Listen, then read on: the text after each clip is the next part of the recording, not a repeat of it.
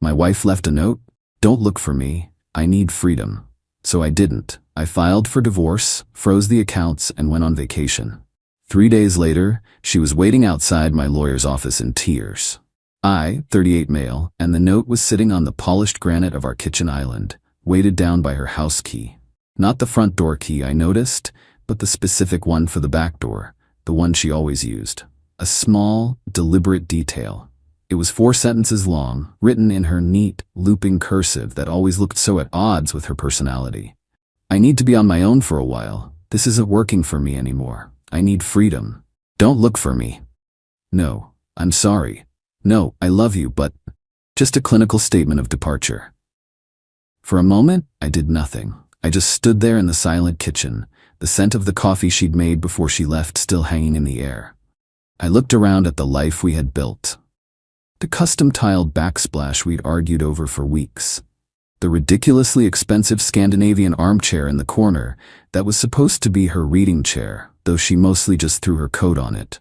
It all felt like a stage set for a play that had just abruptly ended. There was no screaming, no throwing things. The grief was there, a cold, heavy stone in my gut, but it was accompanied by something else. A strange, unnerving calm. Lauren had always been the impulsive one, the one prone to dramatic gestures and pronouncements. In her grand gesture, she'd forgotten the fundamental difference between us.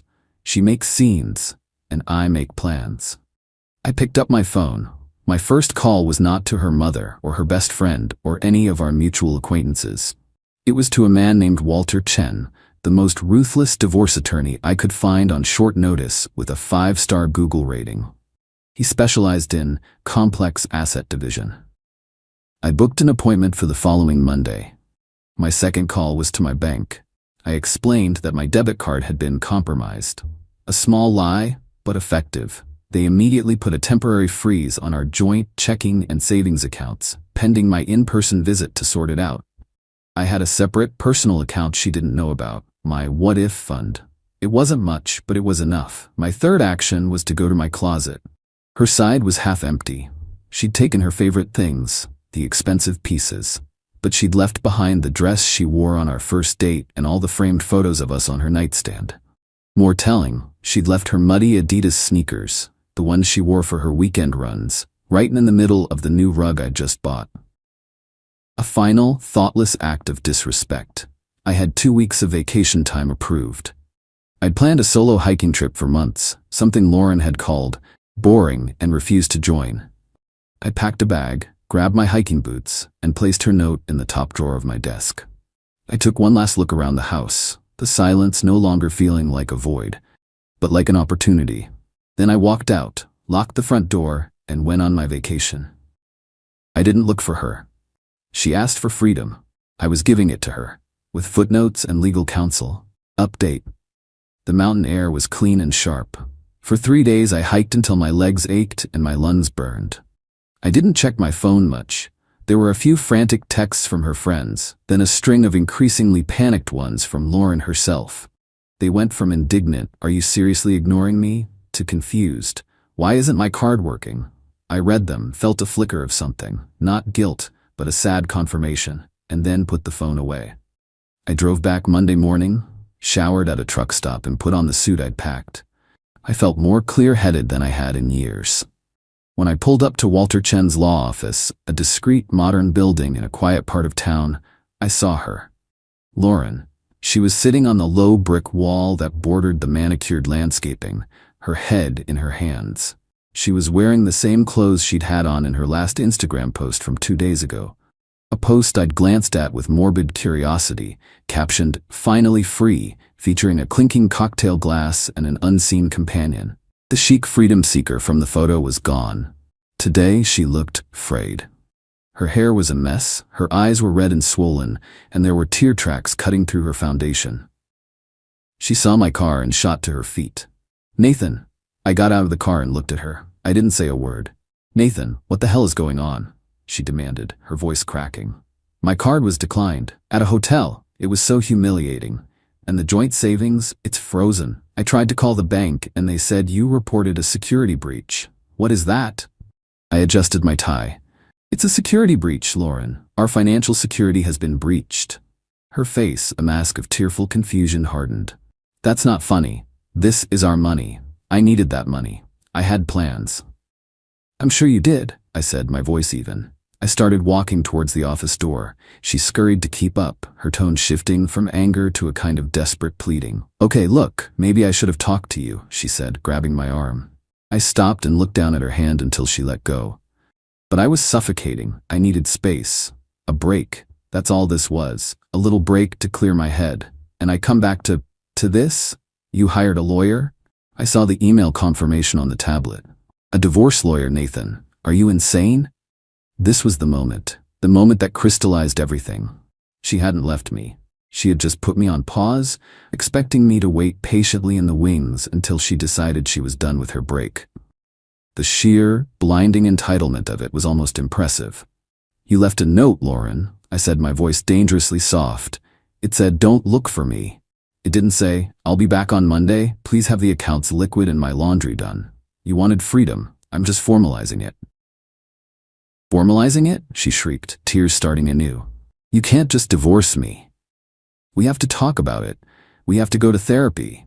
You don't just blow up our life. You detonated the bomb, Lauren, I replied, turning my back to her. I'm just picking through the rubble. I opened the heavy glass door to the law firm. The last thing I heard as it swished shut behind me was her sobbing my name. A question laced with a dawning, horrified understanding. Update. A week of blessed silence was broken by a phone call from an unknown number. I let it go to voicemail. The message was from a man. His voice was smooth, confident, the kind of voice that's used to getting its way. Nathan, this is Kyle. Listen, I think we got off on the wrong foot here. Lauren is obviously very upset and you're not being rational. Why don't you and I have a man-to-man chat and figure this out? Give me a call. Kyle. I knew the name. He was a senior manager from her marketing department, the one she'd laughed with a little too long at the company Christmas party. The one whose name had popped up in late-night texts I'd pretended not to see. I didn't call him back.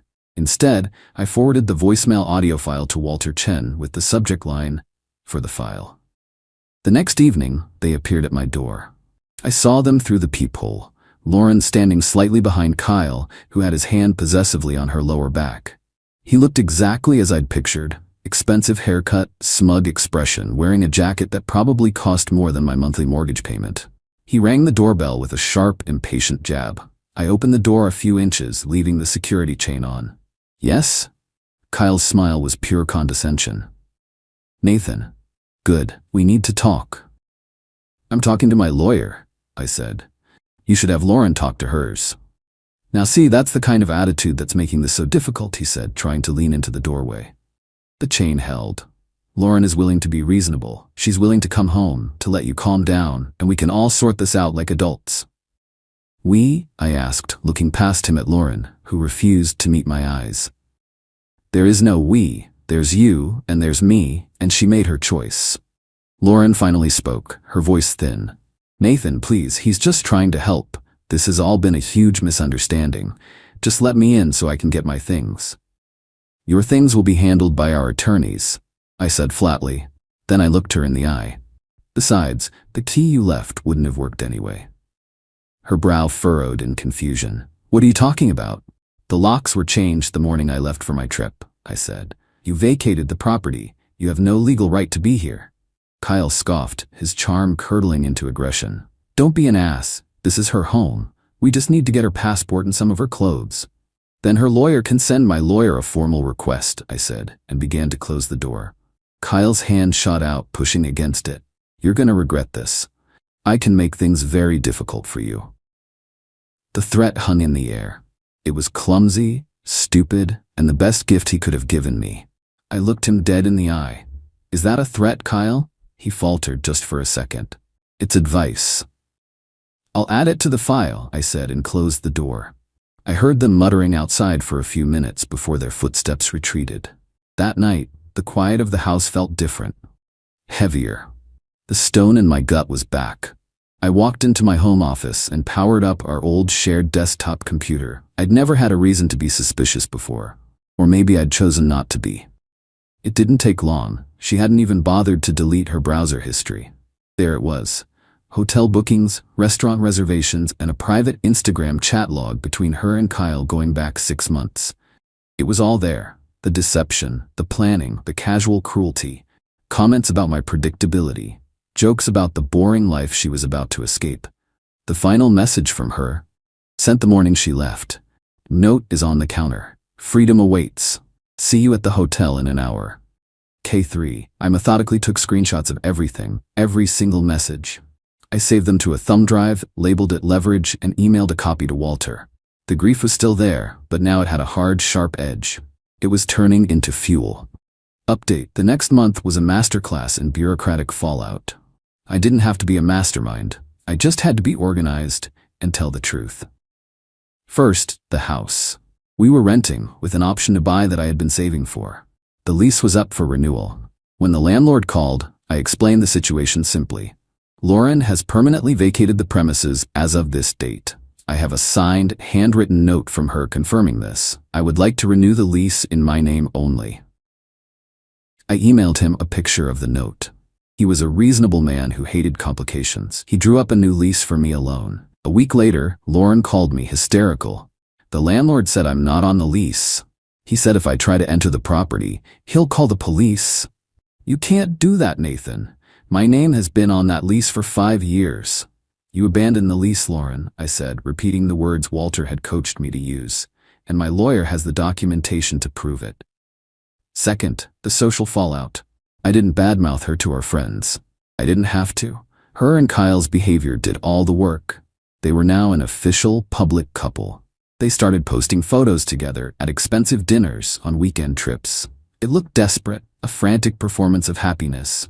Meanwhile, the news of her break and my immediate divorce filing had spread. People can do the math. I got a call from a mutual friend, Kelly. Hey, I'm so sorry about all this, she said, her voice hesitant.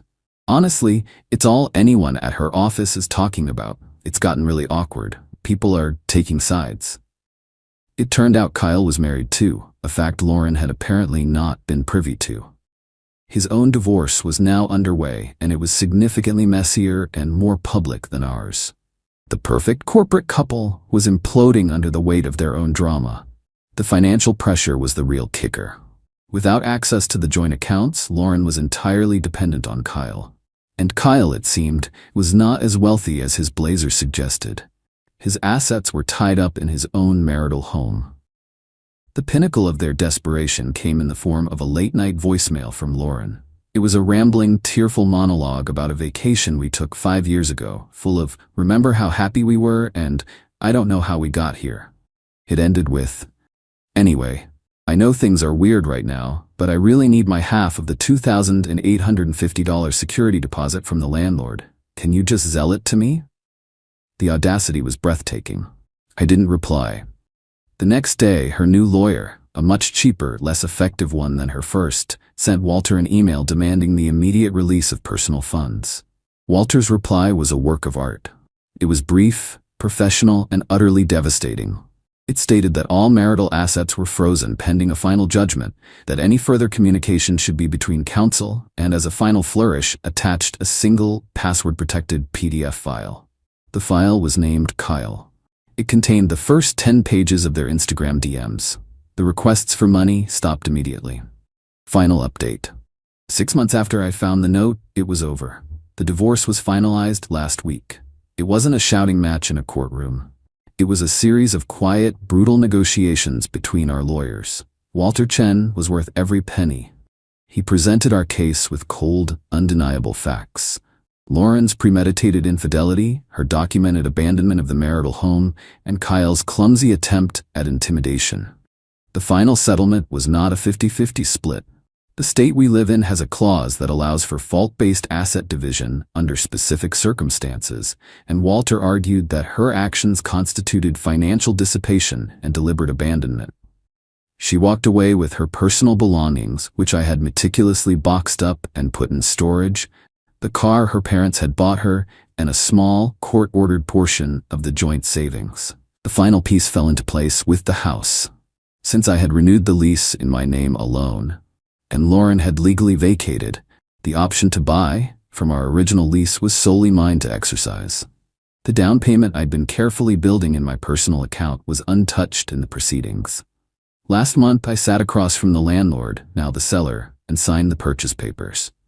The house is mine now, earned and secured not by what I had before we met, but by how I handled what came after she left.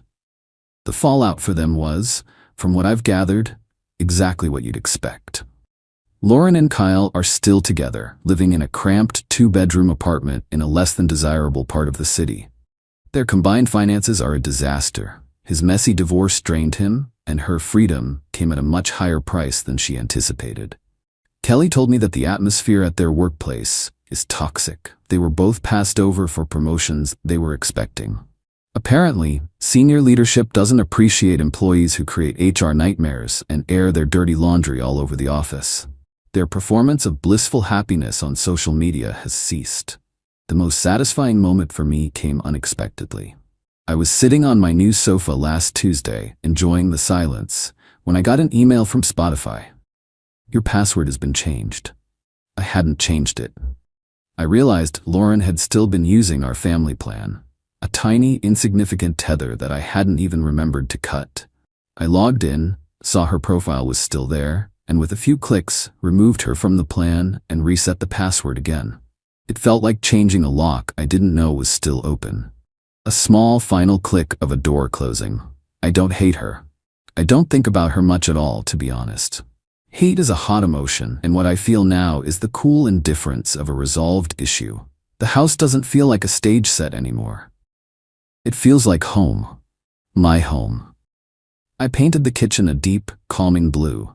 Her Scandinavian chair is gone, replaced by a bookshelf filled with books I've always wanted to read. Sometimes late at night, I allow myself to feel the ghost of that pain, the memory of the man who stood in a silent kitchen reading a 4-sentence note. I acknowledge his hurt, but his pain fueled a quiet resolve, a methodical path forward. Lauren and Kyle will likely spend years blaming me for their problems, casting me as the villain who refused to play the part of the distraught, forgiving husband. They will never understand that I didn't seek revenge. I simply got out of the way and let the consequences of their own choices catch up to them. I just held the door open and let justice serve itself. My girlfriend texted, "You're suffocating me. I need to find myself." I responded, "Good luck." Then I let her find herself in the studio apartment she could actually afford without me. Her journey of self-discovery lasted 3 days. Original post, I, 32 male, was finishing up a work presentation when the text came through from my girlfriend Brianna, 27. We'd been together 3 years, living together for 2 in my downtown loft. "We need to talk. You're suffocating me. I feel like I've lost myself in this relationship. I need space to find out who I really am without you constantly hovering." I stared at my phone. Hovering? I worked 50-hour weeks. She worked part-time at a boutique yoga studio, making maybe $800 a month, teaching 3 classes a week. Called her immediately. She answered with that dramatic sigh she'd been perfecting lately. "Brianna, what's going on?" "See? This is what I mean. I send you a text about needing space and you immediately call. You can't even give me 5 minutes. You just said I'm suffocating you. That's not exactly a casual text." God, Mason, you just don't get it. I'm 27. I should be traveling, experiencing life, finding my passion. Instead, I'm stuck in your corporate world, going to your boring work dinners, living your life. I took a breath. The work dinners you volunteered us for, the ones where you network for private yoga clients? That's not the point. What is the point, Brianna? I need to find myself. I'm moving out. I've already found a place. You found a place? With what money? That's so typical. Everything's about money with you. It's about reality. Your yoga income doesn't even cover your car payment. Well, maybe if you weren't so controlling about finances, I could be more independent. Quick context. I paid rent, $200, utilities, groceries, her car insurance, her phone, our streaming services, and gave her spending money. She covered her specialty coffee habit. Sometimes. "Okay," I said. "Good luck finding yourself." "That's it? Good luck? What do you want me to say? You've made your decision. I thought you'd fight for us." "You just said I'm suffocating you. Fighting for us would be more suffocating, wouldn't it?" Silence. Then, "I'm packing my things tomorrow." Okay, I'll transfer your part of this month's expenses to your account so you can get started in your new place. My part? Yeah, based on income percentage, you owe about $480 for the month, but I'll waive it as a parting gift. You're seriously going to be petty about this? I'm being practical. You want independence? Here it is. She hung up. Update 1. Next morning, Brianna showed up with her best friend Jade and a U-Haul.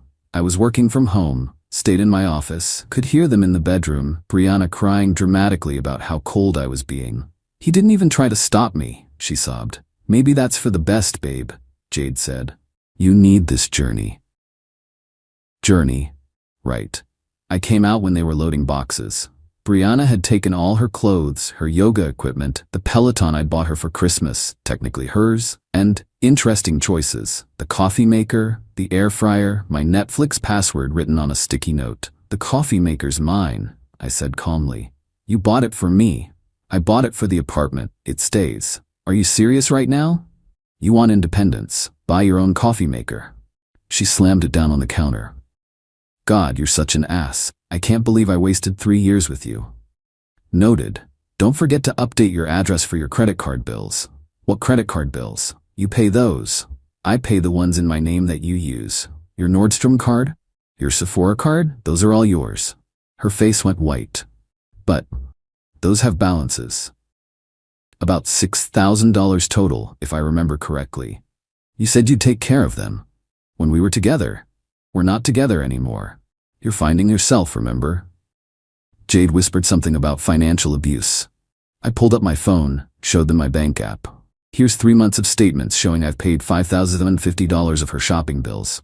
Want to talk about financial abuse? They left without another word.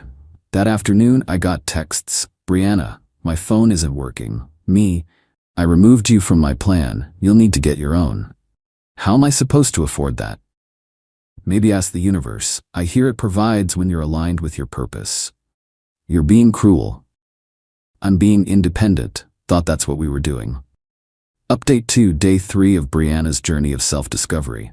Got a call from an unknown number. It was her, calling from Jade's phone. Mason, we need to talk. I'm listening. My apartment? It's horrible. Sorry to hear that. It's a studio. The bathroom doesn't even have a door, it has a curtain. Okay? The rent is $1,500 and that's literally all I can afford.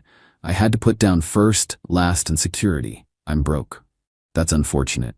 Can you loan me some money? Just until I get more yoga classes? No, just no. You wanted to find yourself without me. This is what that looks like. I didn't think you'd cut me off completely. You literally said I was suffocating you. Distance requires distance. What about everything we had? What did we have, Brianna? You lived in my apartment, used my credit cards, drove the car I made payments on, and complained I was suffocating you. What exactly did we have? I gave you 3 years of my life.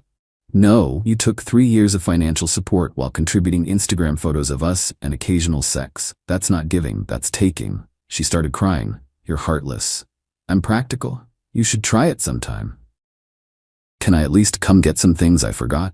What things? My yoga mat, my supplements, Your yoga mat is in the U-Haul. I saw you pack it. The supplements I bought are staying here. What else? This is why I left. You're so controlling. I'm controlling because I won't give you more free stuff after you left me to find yourself. I'm trying to grow as a person. Growing usually hurts. Good luck with yours. She hung up again. Update 3, Day 5. Brianna's mom Donna called. Mason, what is going on? Brianna is staying with me because she can't afford food. Hi, Donna? Brianna left me to find herself. I'm respecting her wishes.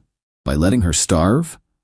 She has a job. She's an adult. She wanted independence. You know she can't live on what she makes. Then maybe she should have thought about that before leaving the person who was supporting her. How can you be so cold? You loved her. I did, and she told me I was suffocating her, so I stopped. She didn't mean it like that. How did she mean it?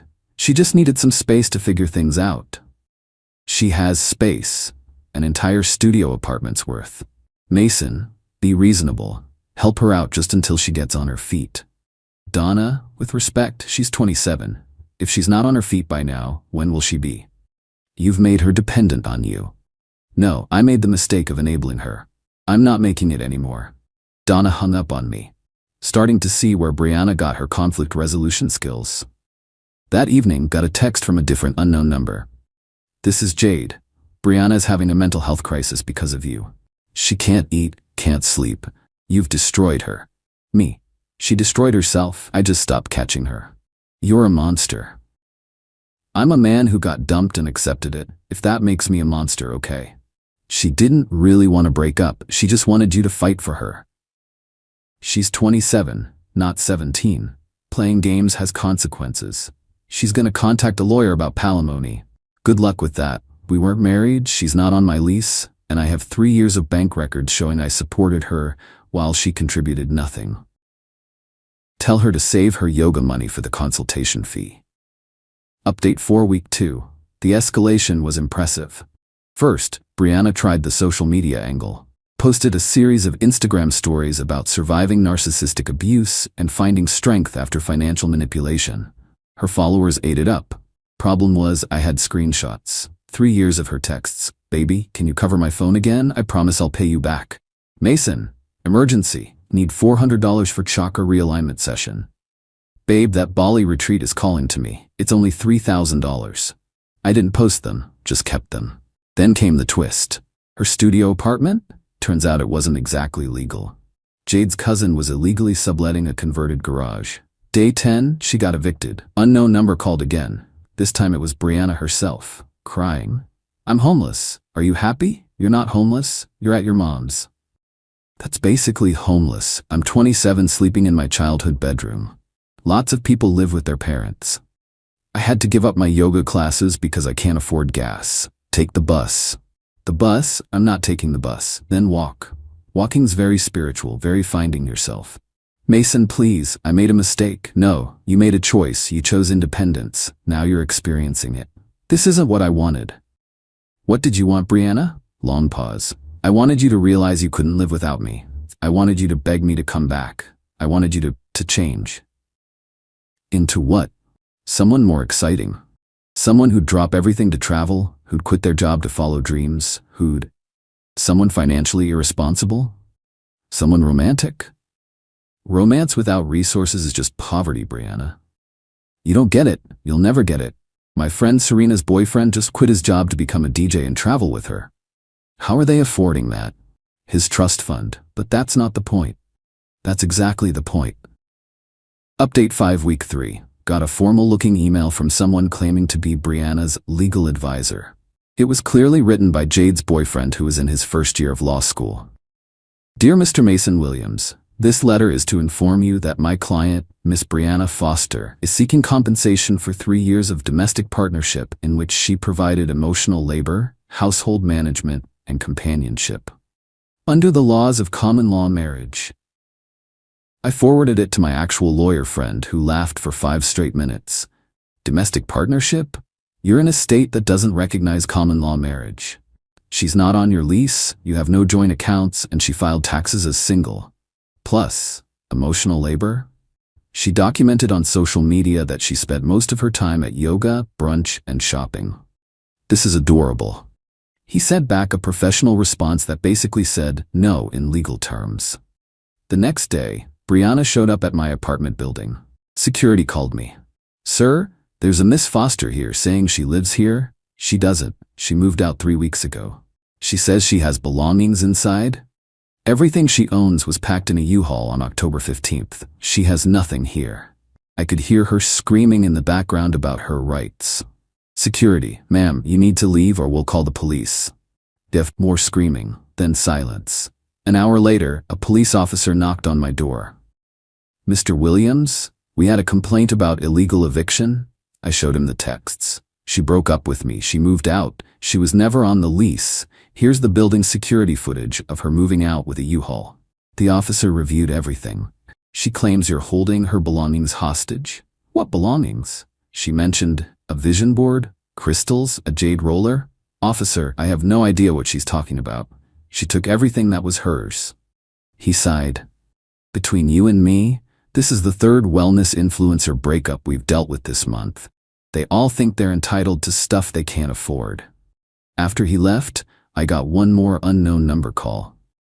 You called the cops on me? You called the cops on yourself by lying about an illegal eviction. I can't believe you're doing this to me. Brianna, you did this to yourself. You wanted to find yourself. You found out yourself can't afford the lifestyle you want. That's not my problem. I hate you. Okay. Don't you care that I hate you? Not really. I cared when you loved me. You ended that. You're supposed to fight for me. Fight for someone who called me suffocating. Who said they needed to find themselves. Who moved out. Why would I fight for that? Because you love me. Loved. Past tense. You killed it when you played games. Update 6. 1 month since the breakup. Radio silence for a week, then Brianna's mom called again. Mason, I'm calling to apologize. Wasn't expecting that. Oh, I found out what really happened. Brianna's friend Jade told her to do this. Some kind of test she read about online, making you chase her to prove your love. Sounds about right. She's been living here, not looking for jobs, just waiting for you to come to your senses. How's that working out? It's not. She's driving me insane. She does nothing but complain about the water pressure, the thread count of the sheets, the brand of almond milk I buy. Sounds familiar. I'm kicking her out. That's your choice. She'll probably call you. I won't answer. Good? Mason? Yeah? You dodged a bullet. I raised an entitled brat. That's on me and her father. You were just her meal ticket. Thanks, Donna. Also, can you explain to me why she needs $200 yoga pants? I actually laughed. I never figured that out either. That afternoon the calls started. 15 different unknown numbers. I didn't answer any of them. Then the texts from a number I didn't recognize. Mason, it's B. Mom kicked me out. Hello? I'm at Starbucks with my stuff. This is your fault. You turned everyone against me. Please, I'm sorry, okay? I'll do anything. Mason, please. I'm sleeping in Jade's car. Jade's boyfriend says I can't stay there. This isn't fair. You ruined my life. I didn't respond. But I did check her Instagram. Her last post? A selfie at Starbucks with the caption, "Sometimes the universe tests you before your biggest blessing. Still finding myself. Still growing. Journey of self-discovery. Namaste, warrior." The comments were brutal. Girl, didn't you get evicted from a garage? Finding yourself at mama's house? Maybe find a job first? She deleted her account that night. Final update. It's been 3 months now. Here's where everyone ended up. Last I heard through mutual acquaintances, Brianna is living with some guy she met on a dating app. He's 45, divorced, thinks he's getting a young free spirit. She's posting on a new Instagram about their conscious coupling and how the universe brought them together. He owns a plumbing business, which she now calls entrepreneurship in the flow industry. Give it 6 months before she suffocates him too. Jade reached out last week to apologize. Turns out Brianna owes her $2,000 and tried to seduce her boyfriend when she was desperate for a place to stay. Karma's funny like that. I shouldn't have encouraged her, Jade said. That whole test your man thing was stupid. Yeah, it was. She thought you'd cave in like 3 days. I know. How did you not? Simple. When someone tells you who they are, believe them. She said she wanted independence and to find herself. I gave her exactly that. She found out she's broke and helpless. That's still finding yourself. Just not the self she wanted to find. Donna still texts occasionally, mostly memes about entitled millennials, which is weird but also kind of hilarious. She sent me one last week that said my retirement plan is my kids taking care of me, with a crying laughing emoji and "This is Brianna." Can't argue with that. As for me, I'm good. Converted the second bedroom Brianna used for her meditation space into an actual office. Dating someone new, Amy, an accountant who pays her own bills and thinks spending $200 on yoga pants is insane. She actually laughed when I told her this story and said, 3 days? I bet myself she'd last 2. The best part? About a month ago, I ran into Brianna at Whole Foods. She was with her new guy, loading up the cart with overpriced everything. She saw me, started to wave, then saw Amy. Her face went through about 15 emotions in 3 seconds. Mason, hi, this is Derek. Derek looked exactly like you'd expect. Polo shirt, cargo shorts, trying way too hard to look younger than 45. Nice to meet you, I said, then turned to go. Wait, Brianna touched my arm. How are you? You look good. I'm great. Found myself. That's good. I found myself too. In a plumber's McMansion? Her fake smile cracked slightly. It's not like that. Okay. I really did need that journey, Mason, to find out who I am. And who are you? She glanced at Derek, who was comparing organic honey prices.